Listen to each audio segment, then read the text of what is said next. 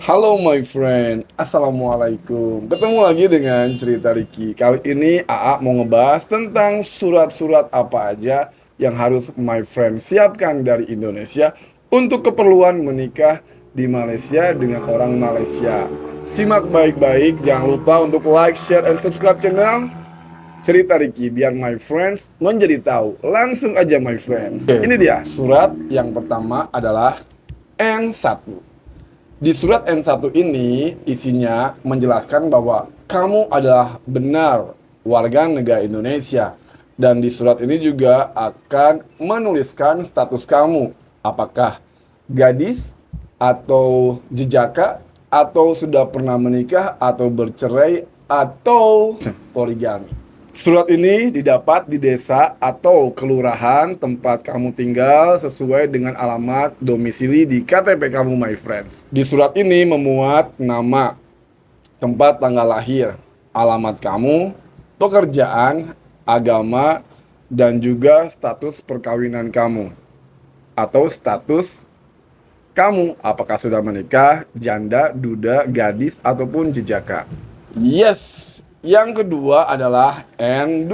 Fungsinya surat ini menjelaskan asal-usul calon pengantin sebagai bukti identitas dan sisilah keluarga. Biasanya diminta untuk proses pencatatan sipil dan pengesahan pernikahan secara hukum. Surat ini dikeluarkan oleh kelurahan atau desa sesuai dengan domisili. Di surat ini akan memuat nama orang tua, ayah dan ibu, tempat tinggal orang tua, hubungan hukum antara orang tua dan calon pengantin. Lanjut, kemudian kamu juga harus mempersiapkan surat persetujuan mempelai atau formulir N4. Fungsinya surat ini adalah suatu pernyataan bahwa kedua calon pengantin menyetujui pernikahan tersebut secara sadar tanpa ada paksaan dari pihak manapun. Ditandatangani oleh kedua calon mempelai dan dikeluarkan oleh kelurahan atau desa setelah ditandatangani oleh mempelai. Dan yang terbaru ada surat keterangan orang tua atau N10. Fungsinya merupakan surat pernyataan atau izin dari orang tua bagi calon pengantin. Khususnya jika salah satu atau kedua mempelai masih di bawah umur atau belum 21 tahun. Surat ini dikeluarkan oleh desa atau kelurahan atas nama orang tua calon pengantin. Isi surat ini adalah pernyataan persetujuan orang tua atas pernikahan anaknya dan juga identitas orang tua dan calon pengantin. Penerbitan surat keterangan untuk menikah di Malaysia berdasarkan surat rekomendasi dan dokumen yang diterbitkan oleh kelurahan atau kepala desa, kantor urusan agama Muslim, atau Dinas Kependudukan Catatan Sipil untuk non-muslim sesuai domisili IKTP permohon di Indonesia. Dokumen berlaku 3 bulan dari tanggal diterbitkannya dokumen. Pekerja asing yang memegang pas lawatan kerja sementara atau Temporary Employment Pass atau PLKS tidak dibenarkan berkawin dengan warga negara Malaysia atau warga negara asing sepanjang memegang PLKS berdasarkan website imigrasi Malaysia. Kemudian pertanyaannya, apakah warga negara Indonesia bisa menikah dengan warga negara asing di Malaysia? Nah, jawabannya bisa. Untuk WNI yang menikah dengan WNA di Malaysia, salah satu pemohon harus mempunyai izin tinggal, memiliki visa pelajar, atau visa kerja profesional dan bukan pemegang PLKS. Nah, tadi surat-suratnya sudah disebutkan ya, N1, N2, N4 dari kepala desa atau kelurahan rekomendasi nikah dari KUA atau Dinas Kependudukan dan Pencatatan Sipil hanya berlaku 3 bulan. Ingat, jadi pas-pasin deh kapan mau nikahnya biar nanti dokumennya bisa dipakai. Nih, ingat ya, data kamu wajib sama dengan surat-surat, dengan IKTP kamu, dengan paspor kamu. Nggak boleh beda sedikit pun. Kamu harus membawa semua dokumen asli kamu, juga fotokopinya. Processingnya adalah 1-2 hari kerja aja. Berapa sih harganya?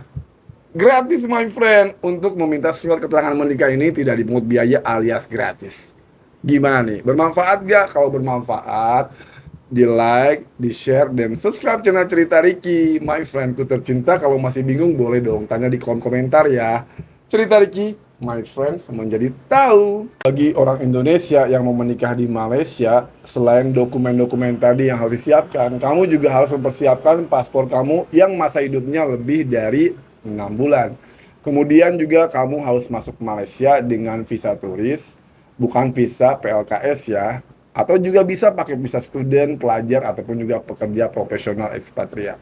Kamu juga wajib harus sudah punya IKTP. Kalau belum punya, bikin dulu dong.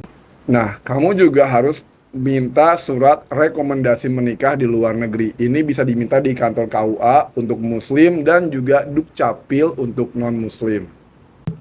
Nah, bagi my friends yang statusnya sudah janda atau duda, maka harus juga melampirkan akta cerainya ya. Dan juga kalau yang ditinggal meninggal harus melampirkan juga akta kematian dari pasangannya.